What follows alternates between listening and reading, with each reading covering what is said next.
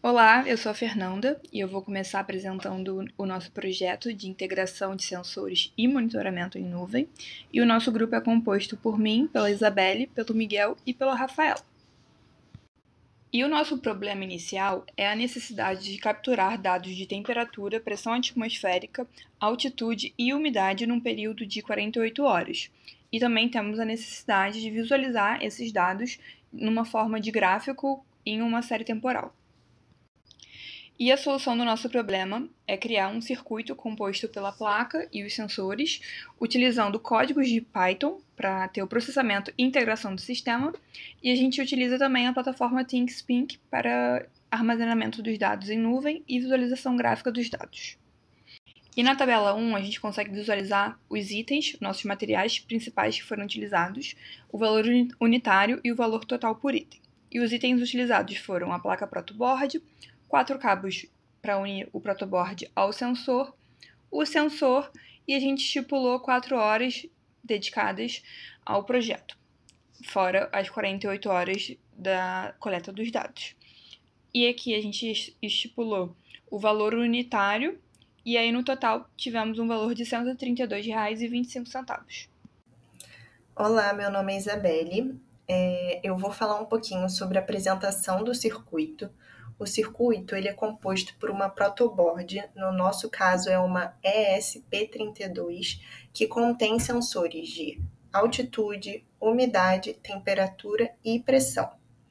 Essa protoboard está conectada via USB ao computador e ela se manteve conectada por um período de 48 horas. Durante esse período, os dados de temperatura, pressão atmosférica, altitude e umidade são captados e processados pela placa. E através de um código específico, eles são enviados para o servidor do ThinkSpeak. Então, como eu falei, através de um código, os dados eles são transmitidos para o ThinkSpeak. E eu vou explicar um pouquinho melhor como é o funcionamento desse código através desse fluxograma. Ele começa com a inicialização do sistema no setup, onde o dispositivo se conecta à rede Wi-Fi e verifica a comunicação com o sensor.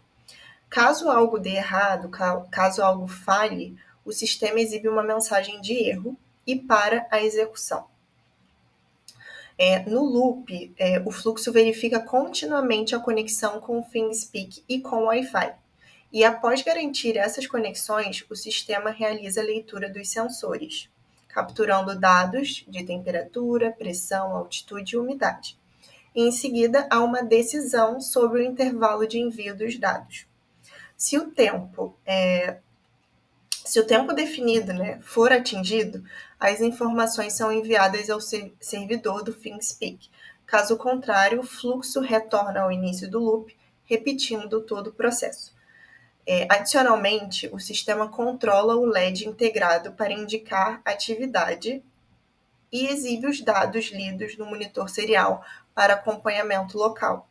Esse ciclo se repete continuamente, garantindo o envio e monitoramento dos dados em tempo real, como vocês vão ver um pouquinho mais à frente no vídeo que a gente gravou do nosso circuito funcionando. Então, a gente selecionou 3 dos códigos novos que a gente utilizou no código para trazer aqui na apresentação, o restante está no relatório. Um deles é o sprintf, que é usado para formatar e armazenar uma string com os valores de variáveis. O primeiro parâmetro é a variável, onde a string formatada vai ser armazenada. O segundo parâmetro é a string em si, e no lugar das variáveis a gente coloca percentagem ponto tipo. No caso a gente usa f porque o tipo é float, racional. E para definir o número de casas decimais, esse número vem antes do f. Então a gente usou percentagem ponto 2f para declarar valores racionais com 2 casas decimais. Em seguida vem o valor de cada variável que vai ser consumida pelo percentagem ponto 2f, que são variáveis racionais, na ordem exata em que elas aparecem na string. Outro código novo utilizado foi o objeto client, que foi instanciado a partir da classe Wi-Fi client, que é uma classe do C++ e que tem vários métodos pré-definidos. Para estabelecer a conexão, a gente usa o endereço IP ou o nome do host. No caso, a gente usou o host como sendo a chave pública que a gente criou no ThinkSpeak. E também foi definida a porta 80, que é a porta padrão para conexões HTTP. Dos métodos da classe Wi-Fi Client, a gente usou o Connect e o Stop para estabelecer e interromper a conexão. O Connected, que retorna um booleano, true ou false, informando o status da conexão, se está ativo ou não. E o Print, que envia os dados para o servidor. A gente usou também o BME, que é um objeto também instanciado da classe que controla o sensor, que foi importada da biblioteca Adafruit BME 280. E a gente usou alguns métodos dessa classe também. O Begin, para inicializar o sensor, recebendo 0,76, que indica que o pino está conectado no ground. E as funções que leem temperatura, umidade, pressão e altitude, que são as grandezas que a gente queria ler no projeto. Um detalhe é que a função que lê altitude, ela precisa receber um parâmetro para realizar os cálculos dela, que é a pressão atmosférica média ao nível do mar, que a gente passou nessa variável Sea Level Pressure HPA, medida em HPA.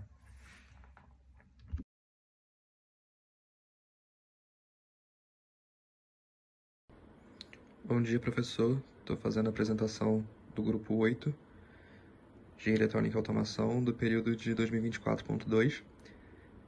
Aqui dá para ver o programa rodando, sendo mostrado no terminal os valores. Aqui o ThinkSpeak. Como o intervalo de dados já está muito grande, não dá mais para ver a atualização em tempo real, mas ele está sendo atualizado.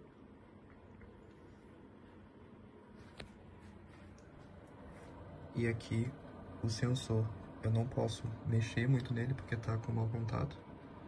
Se mexer para de mostrar os dados corretos.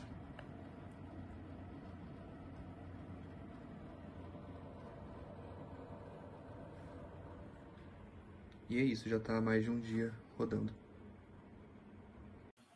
Olá, meu nome é Rafaela e o principal desafio encontrado pelo nosso grupo foi na conectividade do cabo. O cabo estava muito sensível, então qualquer toque fazia ele parar de capturar os dados e exibir a seguinte mensagem: "Não", que significa "not number".